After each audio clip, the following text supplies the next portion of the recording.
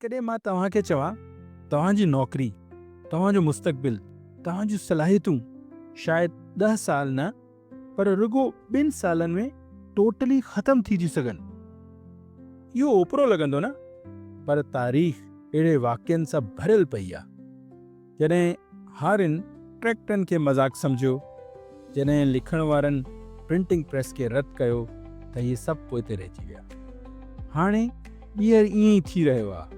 फ़र्क़ु सिर्फ़ु एतिरो आहे त हिन भेरे नालो आहे AI, आर्टिफिशियल इंटेलिजेंस।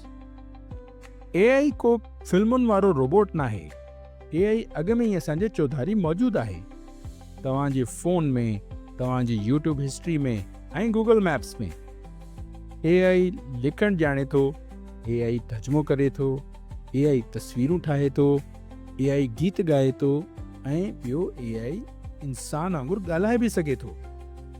दोस्तो, AI का मुस्तक़बिल जी शइ नाहे, बल्कि AI प्रेज़ेंट आहे ऐं हो इहो सभु कुझु तब्दील करे रहियो आहे।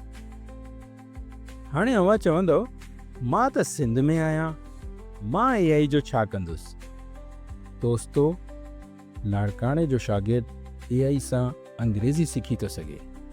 बदीन जो हारी AI सां फसल खे राइट टाइम ते पाणी ॾियणु सिखी थो सघे। खैरपुर जी न्याणी AI सां पंहिंजो ऑनलाइन कारोबार हलाए थी सघे, लोगो ठाहे थी सघे, इश्तिहार रखी थी सघे, आवाज़ खे चेंज करे थी सघे ऐं इहो सभु कुझु थी थो सघे सिर्फ़ु हिकिड़े मोबाइल सां। AI सिखण लाइ सिर्फ़ु हिम्मत ऐं स्मार्टफोन खपे। का फीस नाहे, का डिग्री नाहे। घणेई माण्हू रुझनि था AI अचण सां असांजी नौकरियूं खसिजी वेंदियूं, AI इंसान खे रिप्लेस करे छॾींदो, पर न, ईअं नाहे। AI असांखे हटाईंदो न, पर जेको AI सां गॾु कमु कंदो उहो उन खे ज़रूरु रिप्लेस कंदो जेको AI जे बग़ैर कमु थो करे।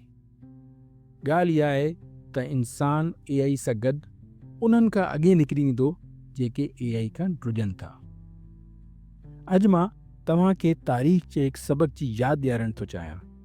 जॾहिं दुनिया बिजली ते शिफ्ट थी वई हुई, तॾहिं बि कई माण्हू ॾिया ॿारे रहिया हुया, उहे ॾिया विसामजी विया। जॾहिं ईमेल आई हुई, तॾहिं बि कई माण्हू टाइपिंग न सिखी, उहे माण्हू विसामजी विया। हाणे नए दौर जो दर खुलिजी वियो आहे। सवाल इहो आहे, असां उन दर जे अंदरि AI जी दुनिया में वेंदासीं या ॿाहिरां ई रहिजी वेंदासीं? तव्हां AI सां छा करे था सघो?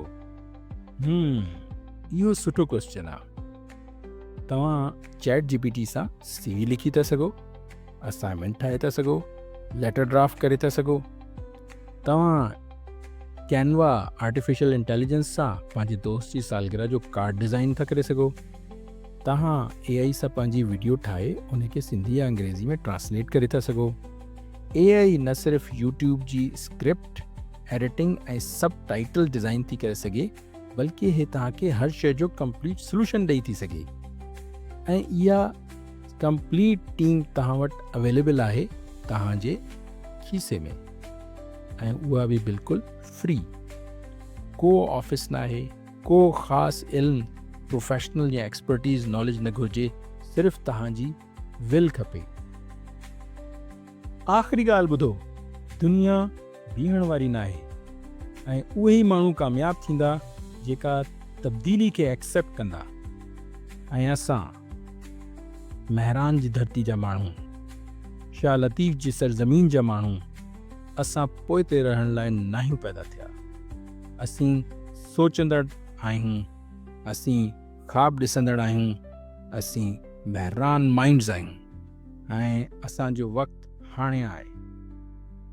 तव्हां असां सां गॾु हलो ऐं असां तव्हांखे AI जी हिन अनोखी दुनिया जो सफ़र पाण सां गॾु कराईंदासीं। जेकॾहिं इहा ॻाल्हि तव्हांखे भली लॻी त हिन वीडियो खे लाइक कयो, शेयर कयो ऐं असांजे चैनल खे सब्सक्राइब कयो। अचो त गॾिजी हिकु स्मार्ट अगराई कंदड़ सिंध ठाहियूं, महरान माइंड सां गॾु।